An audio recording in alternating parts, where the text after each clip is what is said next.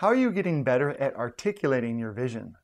The more times you say something, the more you tend to believe it. There's this phenomenon called sensemaking, which is part of design synthesis, which is about creating knowledge. And one of the sort of cogs-like theories around how sensemaking works is that ideas are literally talked into existence, both in your own head, right? The more you say things, the more connections are made. And then in social psychology settings, the more that I say things, and then the more you say things, and then we talk knowledge into existence between us, the more we tend to either agree or disagree, but at least we understand and empathize with each other. So the more times I say what that vision is, I think that the more I'm able to, the more and better I'm able to articulate it, and in some respects sell it, gain buy-in to a controversial idea.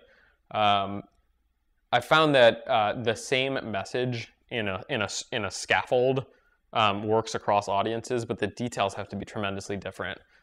So I have a fairly succinct story around what Austin Center for Design is, the way that I see the world, and the way I'd like it to be in 30 to 50 years.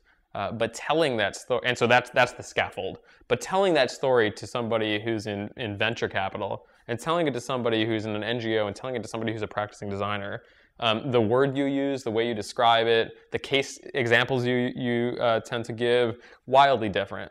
And they have to be. And I found, just as a quick example, if you talk to a venture capitalist about the same types of things that get a designer excited, it's not that they don't get it. It actually turns them off.